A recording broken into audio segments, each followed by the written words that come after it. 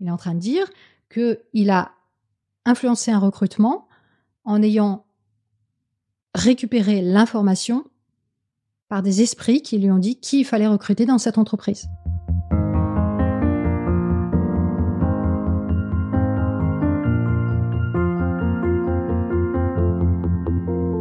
Aujourd'hui, préparez-vous à explorer un territoire surprenant et peut-être même dérangeant. L'infiltration du New Age dans nos bureaux. Vous avez peut-être déjà participé à une séance de méditation sur votre lieu de travail ou entendu parler de ces fameux tests de personnalité. Mais avez-vous déjà réfléchi à l'impact de ces pratiques sur vos décisions, vos relations professionnelles ou même votre façon de travailler ? Je suis Camille Weberlin et dans cet épisode de Pensée d'entreprise, j'ai le plaisir de recevoir Elisabeth Fetty, créatrice du podcast Méta de Choc. Elisabeth n'est pas seulement une observatrice du New Age, elle en a elle-même fait partie avant de le quitter pour en devenir une critique informée et rigoureuse. Chacun de ces épisodes est une invitation à éduquer notre pensée critique en s'appuyant sur des interviews d'experts et des témoignages poignants de personnes qui ont quitté ces croyances modernes. Dans cet échange, Elisabeth nous offre un regard éclairé et alimenté de références scientifiques pour décortiquer l'influence subtile mais réelle du New Age sur nos lieux de travail.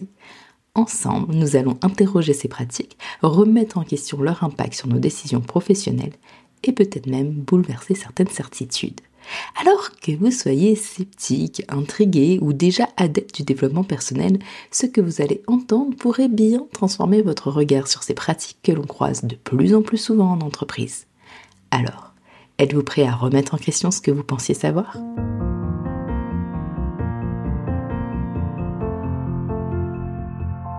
Bonjour Elisabeth, je suis vraiment heureuse de vous accueillir aujourd'hui et je vous avoue que j'attendais avec impatience ce moment-là car on va parler de sujets qui me passionnent, qui me questionnent et je pense d'ailleurs que ça va interpeller plusieurs de nos auditeurs car on va notamment parler de toutes ces pratiques spirituelles d'un nouveau genre, pas si nouveau que ça, je pense qu'on va le voir, qui se font une place de plus en plus grande dans nos entreprises.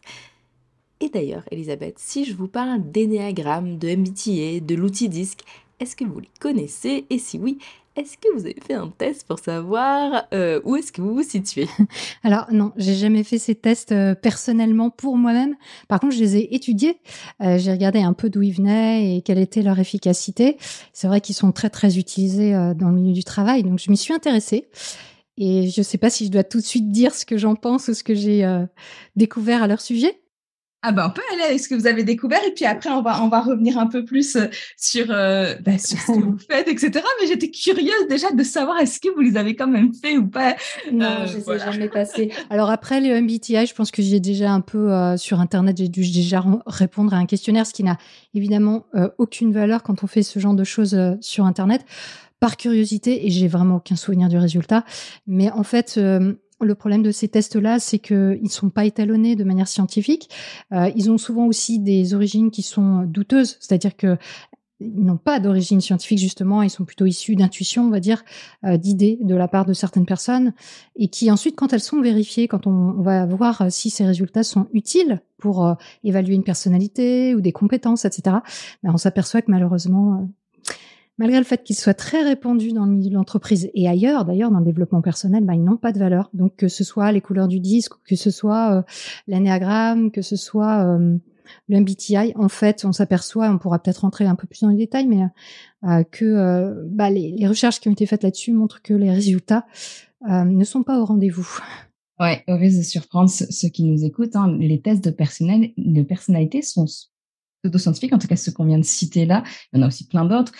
Et c'est aussi, ça peut être aussi en tout cas un premier pas vers le New Age. Et c'est pour ça que je voulais commencer par cette question parce que c'est des choses qui sont super répandues dans les entreprises. Une des premières choses qui est super répandue, auxquelles on croit, auxquelles on va commencer par faire des entretiens aussi là-dessus. Donc c'est pour ça que je voulais introduire un peu le podcast avec ça. Mais avant, pour comprendre pourquoi est-ce que vous êtes avec nous aussi, c'est facile, vous avez créé le podcast Méta de Choc, qui est vraiment une invitation à éduquer notre pensée critique. Qu'est-ce qui vous a donné envie d'être sur ce sujet-là en particulier ? Alors, moi, je me suis intéressée à la métacognition à un moment donné où je sortais de la croyance New Age. J'ai été dans la mouvance spirituelle contemporaine pendant 15 ans. Donc, j'ai cru à la loi de l'attraction, j'ai cru à la pensée positive, aux énergies vibratoires, au pouvoir des énergies, etc. Et aux synchronicités aussi, par exemple. Et en fait, j'en suis sortie parce que je me suis questionnée sur la validité, la valeur et l'efficacité aussi. Enfin, qu'est-ce que ça donne vraiment dans le réel et dans ma propre vie. J'ai été aussi praticienne d'une technique de développement personnel, mais c'était surtout dans une application très personnelle que j'utilisais ces idées-là. Et en fait, la métacognition, je m'y suis beaucoup intéressée à ce moment-là. Et qu'est-ce que c'est que la métacognition? C'est le fait de réfléchir à nos propres pensées ou aux pensées des autres. Donc c'est quelque chose qu'on fait, je dirais, de manière spontanée. Quand on se demande ce que notre voisin pense de nous, on fait de la métacognition. Ou quand on se demande pourquoi on est tendu, qu'est-ce qui se passe dans notre tête, pourquoi on est tendu, par exemple physiquement, pourquoi on appréhende un événement, par exemple, on fait de la métacognition puisqu'on se questionne sur nos propres pensées. Et en fait, je m'y suis intéressée vraiment beaucoup par rapport à l'auto-manipulation dans laquelle j'avais été, en étant très profondément plongée dans ces croyances New Age, puisque à l'époque j'étais vraiment à fond, quoi. J'étais à fond dans les énergies vibratoires, j'étais à fond dans les croyances, même du type Illuminati, extraterrestres, reptiliens, enfin des choses vraiment très très loin, les entités, etc. Donc à un moment donné, j'ai eu ce questionnement, en fait, où je me suis dit, mais est-ce que ce à quoi je crois, est-ce que c'est autre chose qu'une croyance? Et comment est-ce qu'on arrive justement à se questionner? Surtout pendant 15 ans, vous avez été dans ce milieu-là. C'est quoi le déclic à un moment donné où on a l'impression que c'est quelque chose qui nous fait du bien, on est dedans pour se dire, peut-être que je devais remettre ça en question. Ouais. Eh ben, c'est une Canadienne qui m'a fait me remettre en question. En fait, ouais, c'est une Canadienne. En fait, c'était à une période où je commençais à me poser des questions sur ma mission de vie et sur le fait que j'étais enfant indigo. Donc, j'avais cette croyance-là qui fait partie aussi de la mouvance New Age, qui considère que il y a des personnes qui viennent s'incarner sur Terre pour sauver l'humanité, pour élever leur niveau vibratoire, leur niveau de conscience, et qui ont une mission de vie particulière dans leur incarnation. Sauf que c'est très flou, c'est-à-dire qu'il n'y a pas de réelle définition. En tout cas, à l'époque, je me disais, il faudrait quand même que je cherche une définition de quel est mon rôle en tant qu'enfant indigo. Je répète, c'est une croyance, mais il n'y a rien qui prouve l'existence de ce concept, de cette concept dans la réalité en tout cas. Et je suis allée regarder sur YouTube une vidéo d'une Canadienne qui était guide spirituelle et qui se présentait comme enfant cristal. L'enfant cristal étant le niveau au-dessus de l'enfant indigo. Et bon, j'ai trouvé ça génial. Moi, j'étais à fond dans ma croyance, donc je trouvais ça super cette vidéo où elle avait l'air d'incarner complètement l'idéal de l'enfant cristal qui a tout résolu, qui est dans l'amour inconditionnel, etc., etc., et qui respire la joie de vivre, etc. Et puis, je clique sur une deuxième vidéo, toujours sur YouTube, d'elle. Et en fait, je tombe sur une vidéo qu'elle fait, mais plusieurs années après cette première vidéo, où là, elle parle en fait à son audience, face caméra, et elle dit ça fait 10 ans que vous êtes dans le développement personnel. Est-ce que votre dernier stage de développement personnel vous a vraiment apporté quelque chose? Qu'est-ce que les chakras? Est-ce que vous pouvez donner une définition des énergies vibratoires? Qu'est-ce que la conscience ou les états modifiés de conscience? Qu'est-ce que la 5D, la 5e dimension? Est-ce que vous êtes sûr que ça existe? Les chakras, les énergies, etc. Et là, j'étais vraiment bluffée parce que c'était une personne qui était dans le mouvement New Age, qui avait été guide spirituel et qui, à un moment donné, justement, posait des questions que je ne m'étais jamais posées, qui sont en fait tout simplement, est-ce que ce à quoi je crois a une réalité physique, a une réalité dans le réel, ou est-ce que c'est de la pure croyance? Et si c'est de la pure croyance, je me suis dit, mais toute ma vie est focalisée là-dessus parce que j'étais vraiment, encore une fois, je le dis, j'étais à fond dans tout ça. Je méditais 2 heures par jour, je mesurais les énergies négatives chez moi, dans le métro, au supermarché, et tout ce que vous voulez. Je prenais mes décisions sur mes intuitions, sur les synchronicités, etc. Donc toute ma vie était tournée autour de ça. Et quand elle a posé ces questions, je me suis dit, mais attends, mais tu t'es sûre de rien en fait? Et voilà, ça a été le début de mon questionnement sur mes croyances. Et ça a été mon introduction à la métacognition, puisque cette personne, je l'ai contactée et effectivement, elle-même était sortie à l'époque de ses croyances, de ces mêmes croyances, et on a pu échanger. Alors, je précise tout de suite que malheureusement, elle y est retournée depuis quelques années après, en fait, et notamment à la faveur du Covid. Elle est retombée dans New Age, donc aujourd'hui, elle se représente à nouveau comme enfant cristal.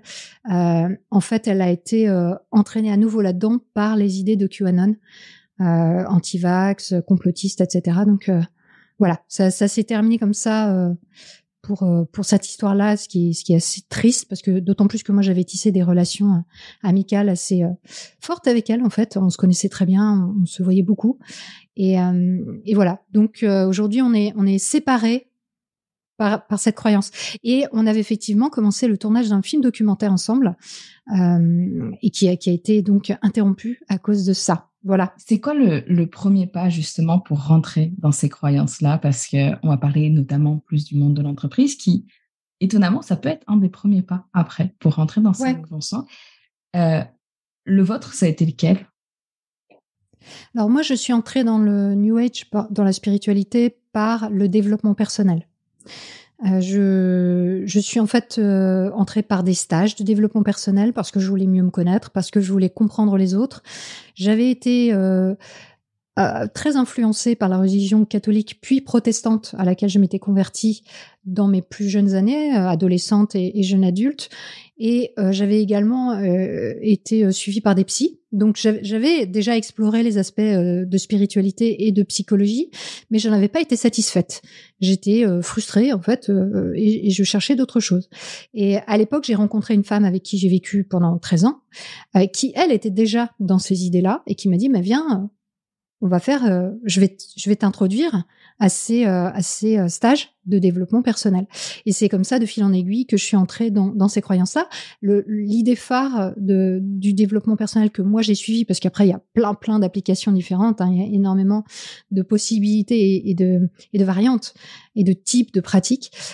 Pour moi, c'était vraiment basé sur la pensée positive et sur le fait que nos pensées créent notre réalité, et que donc, à partir du moment où on change de pensée, on peut façonner en fait sa réalité, son environnement, vivre alors dans le succès dans tous les sens du terme, hein, dans tous les domaines de la vie, que ce soit personnel, professionnel, familiaux, etc.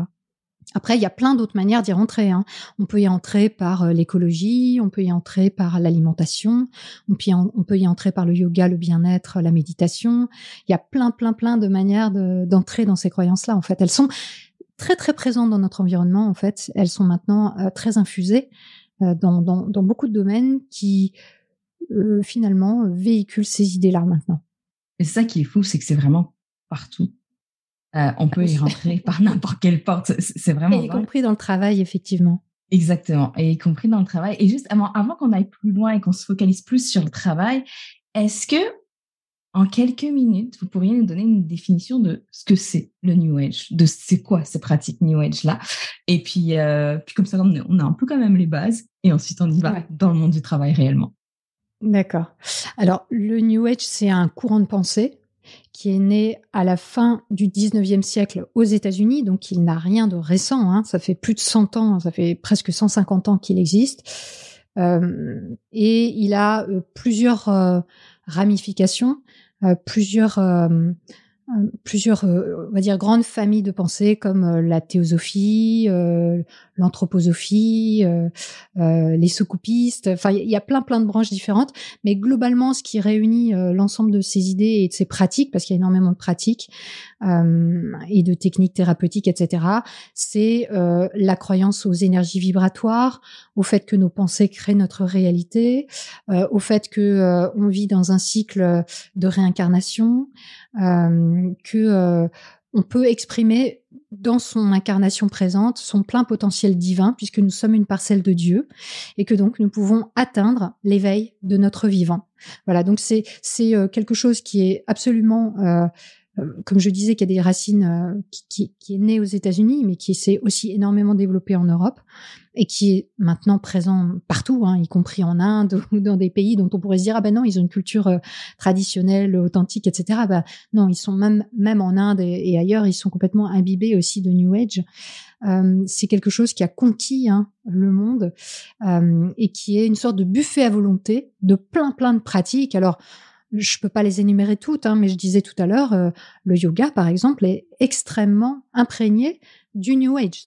Le yoga, tel qu'on peut le trouver, par exemple, en Inde, c'est un yoga qui n'existe quasiment plus, en fait. Le yoga qu'on trouve en Inde, même en Inde, aujourd'hui, c'est un yoga New Age, en fait. Donc, c'est assez dingue.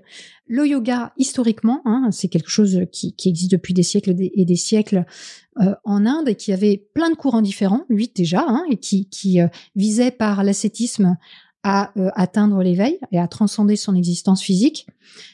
Et en fait, il était quasiment mort, le yoga. À la fin du 19e siècle, en Inde, il était quasiment plus pratiqué, à part dans quelques monastères.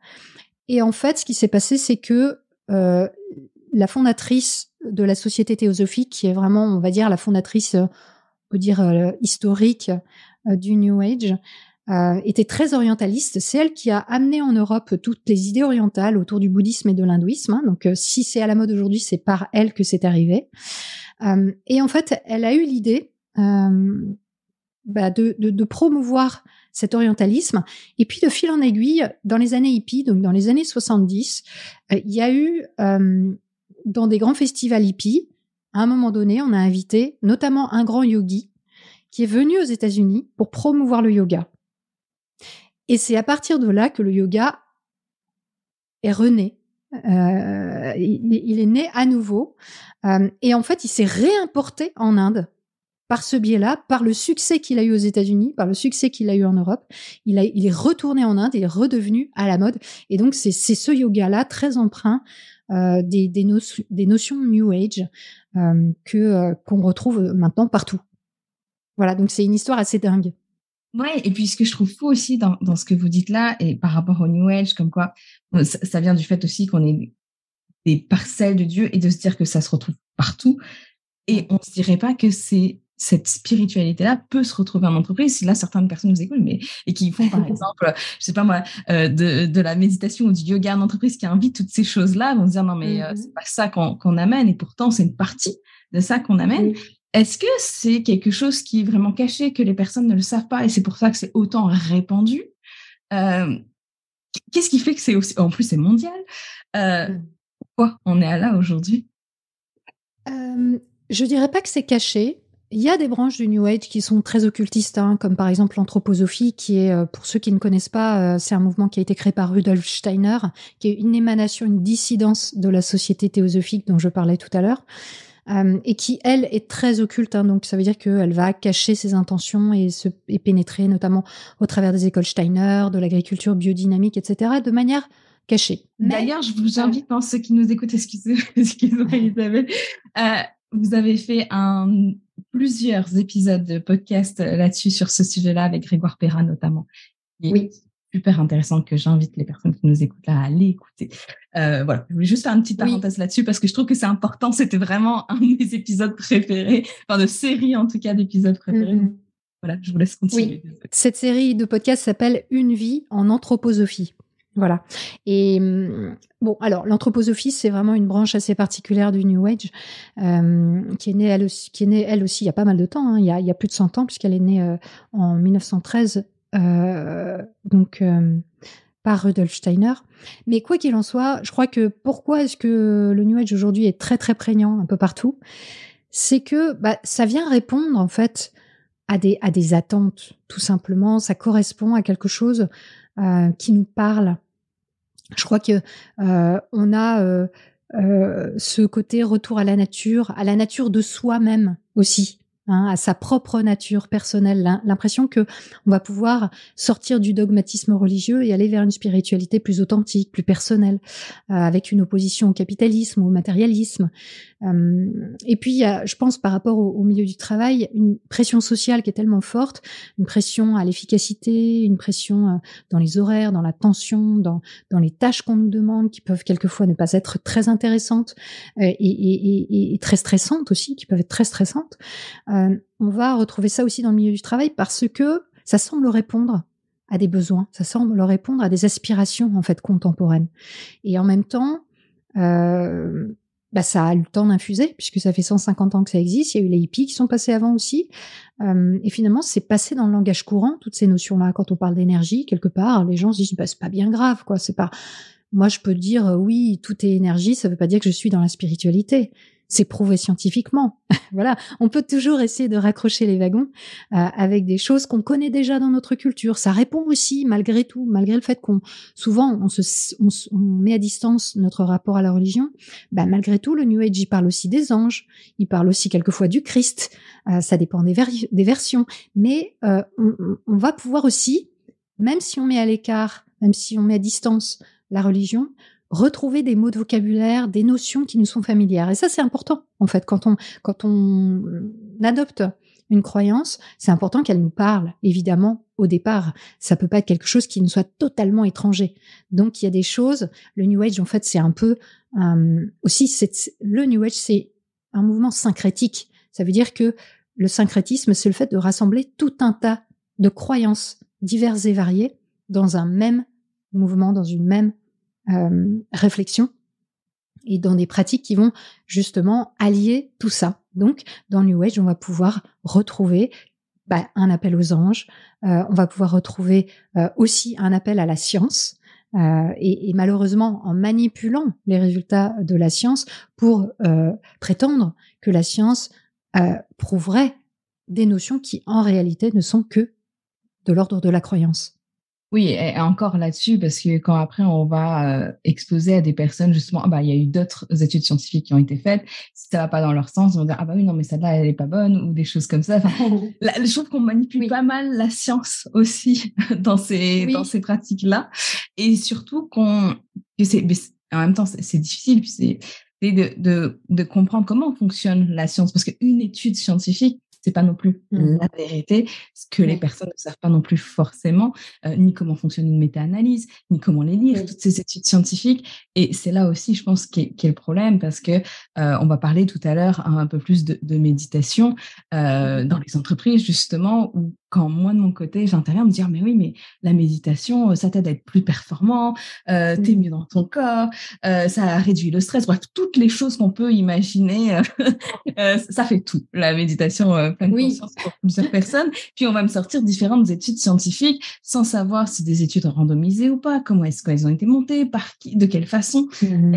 Et je pense que Oui, il y a un rapport de amour-haine, en fait, des personnes adeptes du New Age vis-à-vis de la science. C'est-à-dire qu'à la fois, c'est énormément mis en avant. Par exemple, la physique quantique, les neurosciences, l'épigénétique sont des domaines scientifiques qui sont très souvent dégainés pour dire, oui, mais c'est prouvé. Comme je disais tout à l'heure, tout est énergie. Oui, la science physique dit que tout est énergie. Alors oui, en effet, dans tout ce qui est autour de l'atome et subatomique, on peut dire que tout est énergie. Mais en réalité, ce à quoi fait référence le New Age n'a absolument rien à voir avec ce à quoi fait référence la physique, en fait. Ça n'a rien à voir. Donc, on va utiliser des mots, des termes, en se disant ça prouve, et souvent de bonne foi, en fait. Et la plupart des personnes, comme vous le dites, ne savent pas lire une étude scientifique, ne savent pas ce qu'est la physique quantique en réalité, ou les neurosciences ou l'épigénétique, mais vont soit avoir vu des vidéos, soit avoir lu des textes de blog, etc., qui prétendent que la science prouve que la pensée, la loi de l'attraction, par exemple, est prouvée par la physique quantique. Or, ce n'est pas le cas. Voilà.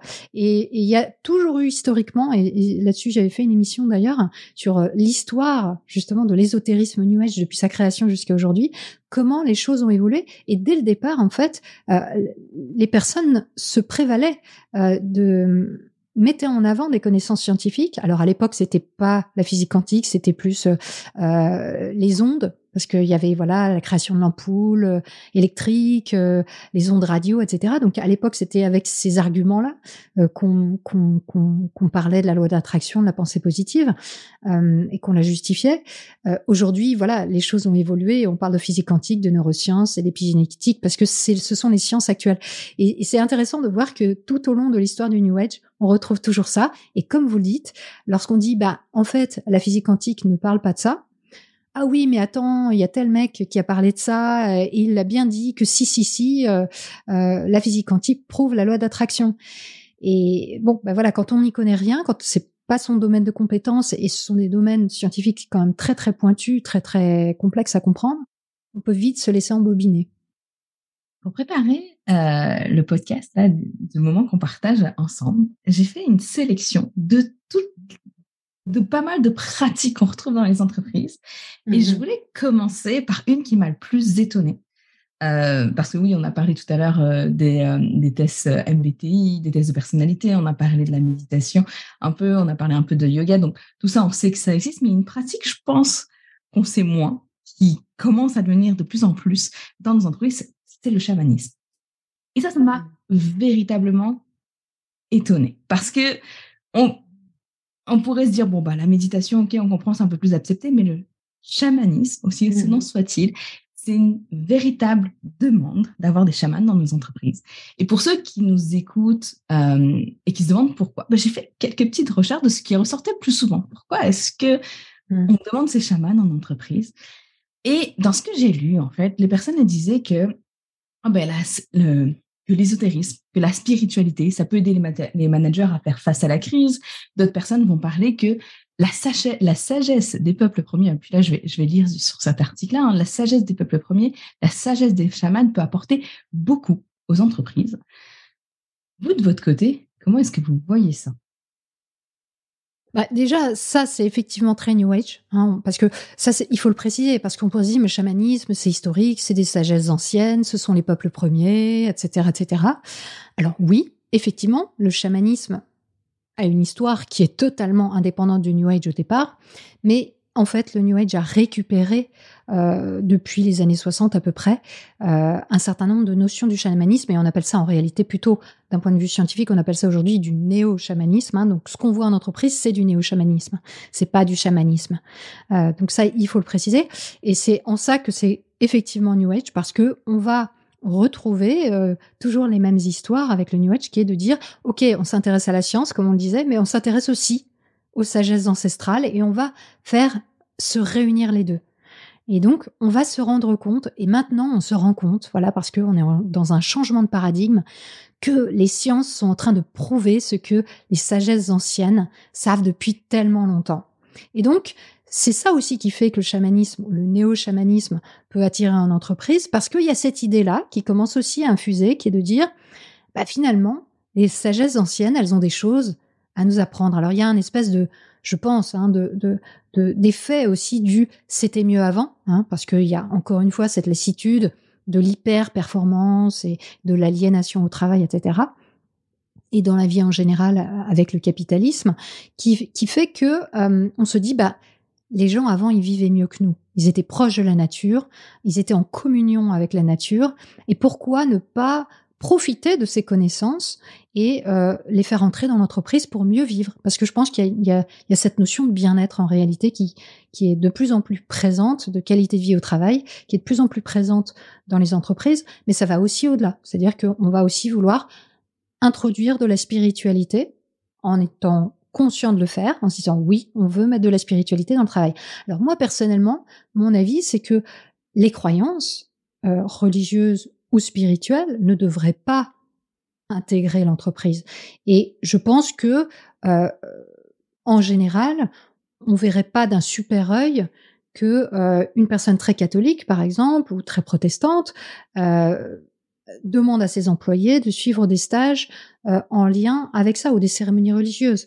De même, pour la spiritualité contemporaine, je pense qu'il est important, quelles que soient nos croyances à tous, en fait, et à toutes, de séparer les choses, parce que là où ça devient compliqué, je pense, c'est de penser, de croire qu'une religion ou une spiritualité peut nous aider à mieux travailler, ou à être plus dans le bien-être, ou à avoir de meilleures performances.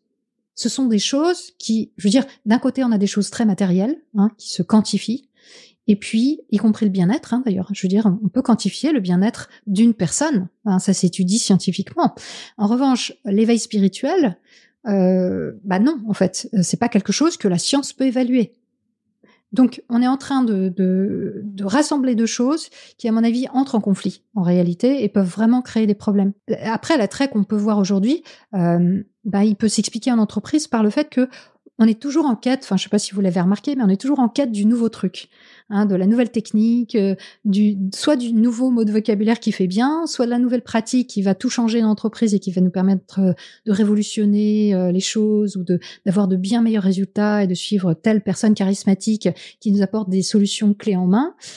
Et je pense que ça en fait partie, en fait. Il y a une espèce de vague aujourd'hui en entreprise avec le chamanisme, avec différentes croyances qui font partie d'une mode, on va dire. Et voilà, et je pense que ça peut vraiment expliquer aussi l'entrée de ces pratiques en entreprise. En plus du fait aussi, dernier point auquel je pense tout de suite, évidemment, c'est que nous sommes tous croyants en quelque chose, que ce soit des choses religieuses, spirituelles ou d'autres choses, nous avons tous des croyances. Les stéréotypes, par exemple, sont des croyances, si je dois élargir le propos. Donc on a tous des croyances et il est évident que quand on a des croyances et qu'on les a pas forcément identifiées, qu'on n'a pas identifié que c'était des croyances, ou même quand on les a identifiées, on a cette tendance à en parler à son entourage, en fait, tout simplement, à vouloir convaincre les gens autour de nous, à leur dire « Ah, mais j'ai découvert ça, c'est génial, le chamanisme, j'ai fait une cérémonie avec des tambours, ça m'a tellement détendu, ou j'ai vécu une expérience qui m'a complètement bouleversée, et puis ce chaman est génial, etc. » Et en fait, il faut pas, je pense, minimiser le fait que les gens en entreprise, que ce soit les dirigeants, les dirigeantes, que ce soit les personnes en ressources humaines, ou que ce soit les managers, ou même les employés, en fait, on parle de nos croyances en permanence sans forcément s'en rendre compte. Et du coup, on peut aller jusqu'à faire un peu de prosélytisme aussi. Et au sein des RH ou des stages de team building ou des formations proposées, on peut retrouver ce genre de choses, tout simplement parce qu'on est tous croyants et qu'on transmet nos croyances. Alors, je suis d'accord, mais je trouve ça quand même apeurant, si je peux dire ça comme ça. Je travaille, dans mon métier, je travaille vraiment sur la qualité de vie au travail, sur les risques psychosociaux dans le monde de l'entreprise. Et ce que je vois, en fait, c'est que le problème avec toutes ces pratiques, c'est que maintenant, on va plus essayer de comprendre qu'est-ce qui, dans l'entreprise, va atteindre la santé mentale des employés, va faire qu'ils vont être dans un état de mal-être, va faire qu'ils pourront plus performer. Ils sont toujours à cette recherche de performance. On pourra en reparler, parce que moi, j'ai bien aimé l'épisode que vous avez fait avec Albert Mouquet-Vert, où justement on dit peut-être qu'il faudrait aussi arrêter d'être tout le temps sur la performance constamment, parce que toutes ces pratiques-là, à la base, on se dit on veut les faire pour qu'on soit encore mieux au travail, qu'on soit vraiment bien, etc. Sauf que la problématique, c'est qu'on remet tout sur l'individu, qu'on ne va pas regarder qu'est-ce qui, dans le travail, c'est quoi vraiment la source qui va faire que les gens vont être en situation de stress ou de mal-être. Et plus loin que ça, et puis là, je vais vous le citer parce que moi, c'est une des phrases que j'ai lues justement dans une des entreprises de pourquoi est-ce qu'on en fait appel à ce chaman-là, et qui nous dit une séance chamanique permet par exemple d'apprendre à décider autrement. Le chaman se dit que la réponse est donc dans la nature et donc elle peut être imprévisible. La réponse peut nous surprendre et peut sembler délirante, mais elle est toujours juste, car dans la nature, tout est juste. Ouais. Alors, je sais pas vous, mais moi, juste cette phrase, elle me dit, mais non, en fait, c'est comme si on devait tout accepter, tout est juste, qu'importe ce qui arrive, vous inquiétez pas, c'est parce que vous avez dû l'expérimenter dans votre vie. Et pour moi, après, c'est comme donner des excuses à qu'importe ce qui se passe, c'est pas grave, il fallait et ça, c'est dangereux. Et même si c'est délirant, il faut l'accepter. Là, c'est la porte ouverte à tous les abus, quoi. C'est hallucinant. Ouais. En fait, la personne que vous citez, c'est André Rioux, qui se présente comme chaman corporate. Donc là, on voit bien que c'est du néo-chamanisme, puisqu'il s'adapte à l'entreprise. Effectivement, ce qu'il dit, c'est que ça a l'air tout doux comme ça, et surtout, il se présente comme quelqu'un d'assez sympathique, doux, à l'écoute, etc. Mais quand on écrit noir sur blanc ce qu'il dit, effectivement, ça peut faire peur, et a raison. Il invoque les sagesses anciennes, forcément. Il invoque le fait que lui-même a rencontré plein de chamans à travers le monde, etc. Donc, il se présente comme quelqu'un de légitime dans cette pratique de chamanisme. Et en même temps, effectivement, on va retrouver toutes ces croyances New Age qui sont que, en fait, la nature est bonne par essence, que l'univers pourvoira toujours à nos besoins et nous renvoie toujours ce que nous lui envoyons. Donc tout est juste en fait. Et effectivement, là, il y a vraiment un problème, c'est qu'on ne prend pas du tout en compte l'aspect systémique de notre société. C'est-à-dire, peut-être qu'on souffre absolument pas parce qu'on a projeté quelque chose, mais tout simplement parce qu'on est une minorité opprimée. Et ça ne le prend absolument pas en compte. Peut-être aussi qu'on a un problème de santé. Est-ce que c'est parce que j'ai une mauvaise pensée? Est-ce que c'est parce que j'ai une pensée négative que je suis malade? Eh bien oui, dans le New Age, on vous dit ça. Ça fait partie des dogmes fondamentaux du New Age. Notre santé dépend de notre état d'esprit. Donc, c'est hyper problématique. Et puis, il y a cet appel à la nature. La nature, en fait, serait toujours bonne. Mais si on regarde la nature, non. La nature, c'est tout un tas de choses absolument qui nous menacent, qui peuvent nous tuer. Et c'est bien ce qu'on a vu avant l'arrivée des sciences. L'espérance de vie était assez faible parmi les êtres humains. Donc voilà, présenter la nature comme quelque chose qui évidemment sera toujours une réponse juste, c'est très problématique en effet. Moi, ça me choque. Et puis surtout quand on voit, parce que j'ai regardé cette fameuse vidéo d'Arnaud Rioux dont vous parlez, il parle du fait que il est en fait connecté. C'est ça le truc. Parce qu'un chaman, c'est quoi? C'est quelqu'un qui communique avec les esprits. Donc là, il est en train d'introduire dans le milieu de l'entreprise, que ce soit en formation ou dans des modes décisionnels, une technique qui consiste à se connecter aux esprits pour avoir les bonnes réponses. Donc ce qu'il appelle la nature, en réalité, c'est les esprits. Parce que, évidemment, quand on entre dans l'entreprise, il y a des mots de vocabulaire qu'on va pas trop utiliser. Il ne va pas parler de transe chamanique, il va pas parler d'état modifié de conscience. Il va utiliser des termes qui sont acceptables pour tout le monde et qui s'adaptent justement au côté corporate. Donc, il est beaucoup dans l'euphémisme. Mais si on va regarder ce que c'est que le chamanisme, et lui-même se revendique du chamanisme, très clairement, c'est ça, c'est la communication avec les esprits en se mettant dans un état modifié de conscience. Donc, c'est ça qu'il est en train d'inciter les gens à faire.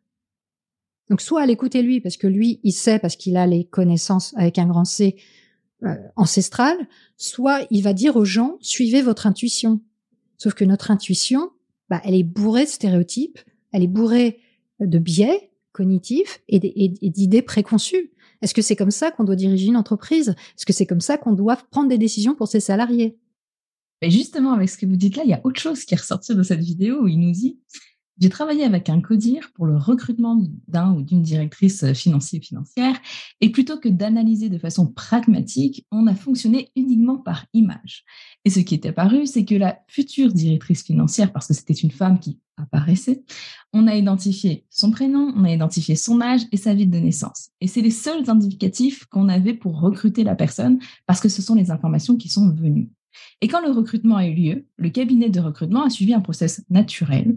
Mais par contre, dans les 3 personnes qui sont arrivées et qui ont été proposées, il y en avait une qui avait le prénom, l'âge et la ville de naissance qui avait été trouvée en méditation.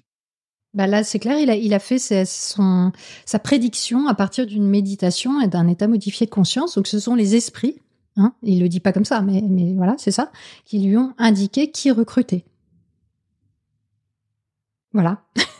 Il est en train de dire qu'il a influencé un recrutement en ayant récupéré l'information par des esprits qui lui ont dit qui il fallait recruter dans cette entreprise. Et ce que je trouve fou aussi, c'est qu'en préparant cet épisode, j'en ai parlé autour de moi et les gens, ils ne croyaient pas que... Et puis même là, je ne sais pas si ceux qui nous écoutent, ça va être pareil, mais qui est vraiment cette demande de chaman en entreprise, ça leur paraissait ahurissant.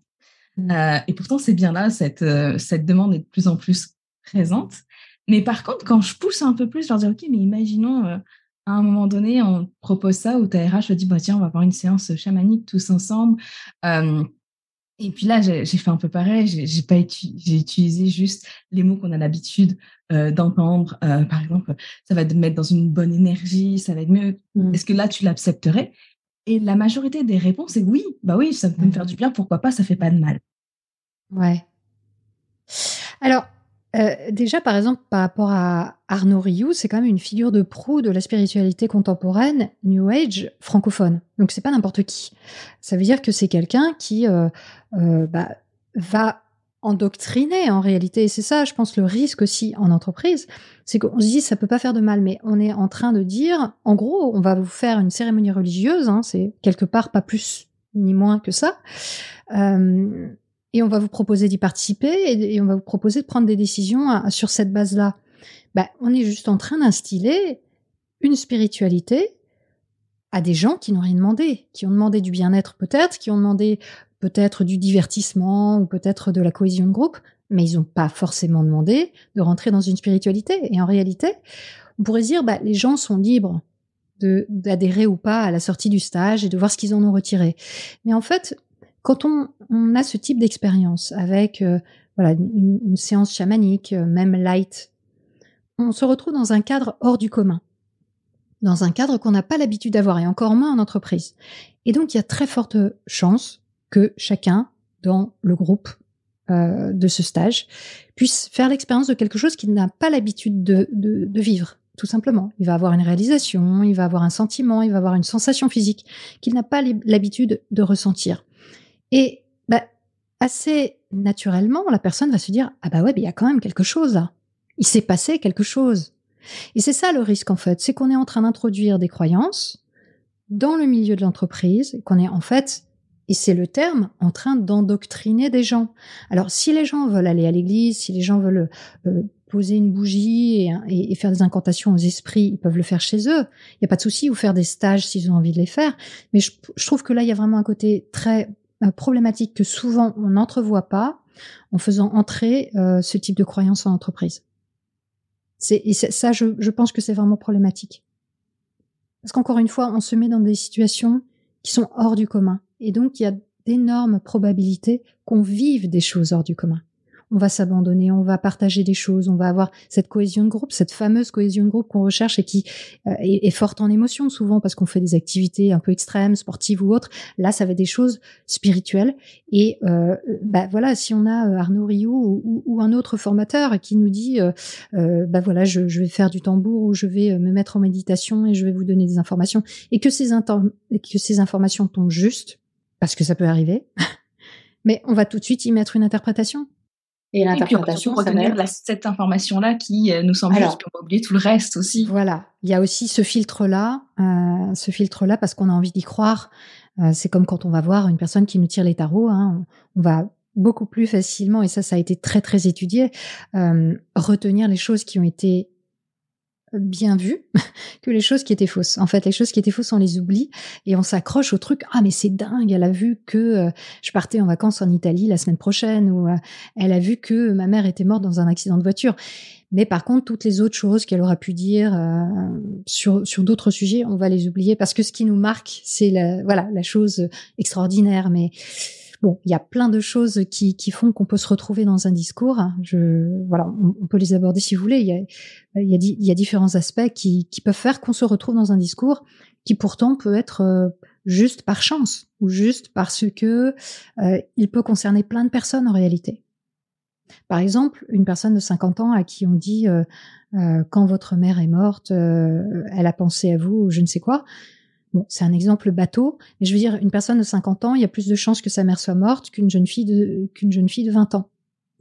Donc, on peut se retrouver face à ce qu'on appelle l'effet Barnum, qui est un discours dans lequel beaucoup de gens peuvent se retrouver, comme par exemple, vous êtes combatif, mais vous aimez quand même aussi avoir des moments de répit. Bon, mais ça, je pense que c'est quelque chose qui peut parler à peu près à tout le monde. Surtout dans le monde de l'entreprise, on va pas dire non, je suis pas combative. Donc il y a un certain nombre de choses qui sont comme ça, qui paraissent vraiment grossières là, comme je l'ai décrit, mais c'est pour comprendre que il y a des discours dans lesquels, et c'est très humain, et les sciences cognitives étudient tout ça, dans lesquels on peut se retrouver et où on peut penser qu'il y a quelque chose d'assez extraordinaire, d'assez exceptionnel dans un pronostic, dans une évaluation, alors qu'en réalité, elle n'a rien d'exceptionnel. Et après, est-ce que c'est pas parce que non plus on a envie d'apprendre à mieux se connaître, et puis même en entreprise, on a envie aussi par exemple, on va revenir un peu sur les tests de personnalité qui marchent énormément en entreprise, qui sont vraiment beaucoup demandés. Un joli marché. Oui, alors ça, c'est sûr qu'on est sur un très beau marché. Mais c'est ça, et puis même encore une fois, en échangeant, en ayant préparé cet épisode, en échangeant avec différentes personnes en ressources humaines, en management, etc., avec qui j'essaie d'expliquer mais il n'y a rien de scientifique. Pourquoi est-ce qu'on le fait? Pourquoi est-ce qu'on continue? Et les réponses, ça va être, mais on passe un bon moment ensemble, les gens, ils apprennent à mieux se connaître.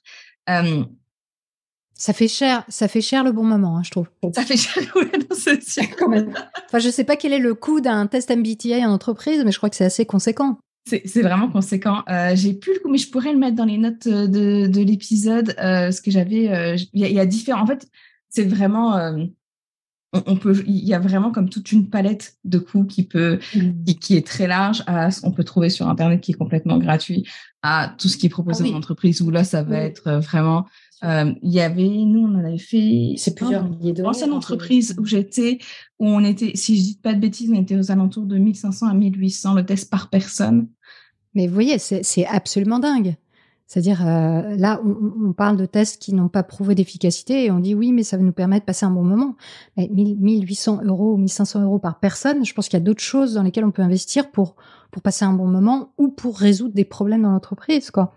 C'est affolant. Effectivement. Mais en même temps, en préparant l'épisode, il y a une autre question que moi, je me suis posée parce que je me suis dit, on n'est pas des personnes croyantes. Enfin, je sais que vous avez dit tout à l'heure qu'on a tous une croyance en quelque chose, effectivement, dans différentes choses, mais on partage pas une spiritualité. Donc, je me suis dit, est-ce que là, en abordant tous ces sujets-là, est-ce qu'on peut dire que est-ce que nous, on est à même de dire que cette spiritualité n'a pas sa place dans l'entreprise vu qu'on n'y croit pas? En quoi, nous, non-croyants, si je peux dire ça comme ça, est-ce qu'on est légitime à dire que ça n'a pas sa place en entreprise? Je me suis vraiment beaucoup questionnée en préparant cet épisode pour me dire, parce que on n'est pas dans le jugement en parenthèse, et c'est juste que je trouve que c'est important d'exposer les faits, qu'est-ce qu'on connaît, qu'est-ce que dit la science, de quelle façon, c'est quoi les problématiques. Puis à un moment donné, je me suis arrêtée comme un mur, je me dis, mince, c'est quoi ma place à moi? En quoi je suis légitime à pouvoir dire, mais non, il ne faut pas qu'il y ait ça en entreprise? Je ne sais pas si c'est des questions que vous avez déjà. Oui, mais je pense que on pourrait poser la question par exemple, à un évangéliste, à un évangélique, pardon. On pourrait lui demander, est-ce que vous pensez que ce serait bien d'introduire cette religion dans votre entreprise? Et je pense que la plupart des personnes croyantes diraient non. Voilà, pour moi, la religion, c'est ma sphère personnelle. Je veux pas que ce soit dans l'entreprise. Pour moi, l'entreprise, c'est un endroit de travail, c'est un endroit de coopération, c'est un endroit où je gagne ma vie. C'est pas un endroit où j'exerce ma religion, ma spiritualité, etc. Pour ça, j'ai ma vie privée, j'ai mes communautés, etc. Et je pense que le New Age, en fait, répond tellement aux préoccupations capitalistes que et à nos préoccupations de bien-être, qu'on a l'impression que c'est légitime en entreprise, mais pour moi, c'est à mettre au même niveau qu'une religion. Même si elle est rarement identifiée comme une spiritualité au sens fort du terme, et qu'on se dit, ça fait du bien. En réalité, je pense que quelqu'un de croyant ne voudra pas forcément, dans une religion plus classique, ne voudra pas forcément voir sa religion dans l'entreprise. Et pour moi, c'est que je sois croyante ou que je ne le sois pas, je pense que c'est pas ça la question. La question, c'est qu'est-ce qu'on veut dans le milieu de l'entreprise? À quoi on aspire? On aspire à se sentir bien, à s'accomplir, on aspire à atteindre des objectifs, à gagner sa vie, à proposer des produits qui plaisent à nos clients ou qui sont utiles à nos clients. Est-ce qu'on aspire à pratiquer la spiritualité? Moi, je pense pas que ce soit le lieu pour le faire. Et je pense même que c'est contre-productif. Parce que, comme on l'a vu avec l'exemple du chamanisme, on se retrouve à mettre une dimension spirituelle, une dimension non matérielle, dans des préoccupations qui, elles, le sont. Des préoccupations matérielles, d'efficacité, de tarifs, de qualité de produit, de qualité de vie au travail. C'est pas du tout la même chose, quoi. C'est deux terrains complètement différents. C'est comme si vous me demandiez, est-ce que la religion a sa place dans les sciences? Pour moi, c'est un peu la même question. C'est deux champs complètement différents. Et pour moi, il n'y a pas de raison de vouloir les amalgamer. Et ça n'enlève rien à l'un ou à l'autre, en fait. Ça ne dénigre pas l'un ou l'autre. Mais je pense aussi que c'est parce que les personnes, une fois qu'elles ont testé pour elles et qu'elles disent ça fonctionnait puis c'était vraiment bien, je veux l'apporter aux autres. Et c'est là, je pense, la partie qui est difficile. Comment est-ce que je fais, moi, en tant que RH, par exemple, imaginons que je suis très adepte des pratiques chamaniques, que ça m'a fait du bien. que j'ai pas cette notion-là de voir à quel point c'est une croyance, que tout à l'heure vous avez dit justement, il faut se questionner sur est-ce que c'est une croyance ou pas. Comment on fait pour tout questionner, parce que on pourrait se dire que tout peut être une croyance dans ce cas-là. Mais c'est bien de se questionner. Moi, je suis pour. C'est d'ailleurs ce que je propose. Et je pense que c'est bien de se questionner sur nos croyances en général. Ça veut pas forcément dire les abandonner. Ça veut juste se dire, par exemple, questionner exactement la question que vous m'avez posée. Est-ce que la spiritualité a sa place en entreprise? Ça, c'est une question super intéressante. Moi, je vous ai donné ma réponse. Après, chacun peut avoir la sienne. Mais ce sont des questions très intéressantes et très importantes à se poser. Et on peut se questionner. Alors après, on peut pas se questionner sur tout. Humainement, c'est pas possible. Mais au moins se questionner sur les choses qui nous sont importantes ou qui ont des répercussions importantes dans notre vie. Et quelquefois, on peut s'apercevoir que certaines croyances peuvent nous apporter de la souffrance. Et c'est un peu dommage parce que ça veut dire que on pourrait se les épargner, ces souffrances, en questionnant ces croyances, en abandonnant peut-être pas tout, mais en abandonnant peut-être la part de cette croyance qui nous pose problème et qui nous fait souffrir. Donc non, je pense que c'est super, c'est tout l'objet de ma démarche. C'est super de se questionner sur les croyances. Pour moi, il n'y a pas de souci.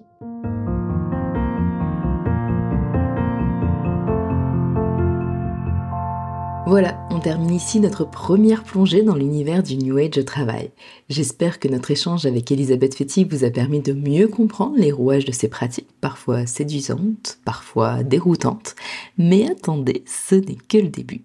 Dans notre prochain épisode, on va aller encore plus loin. On parlera de ces pratiques bien ancrées dans nos entreprises, méditation, coaching, etc. Des solutions miracles ou de simples pansements sur des plaies bien plus profondes. La semaine prochaine, on continue donc de gratter sous la surface. Et puis, si vous avez aimé cet épisode, vous ne voudrez certainement pas manquer la suite. Merci de votre écoute et surtout, restez curieux. Prenez soin de vous, prenez soin de votre équipe et rendez-vous la semaine prochaine pour un nouvel épisode de Penser l'entreprise.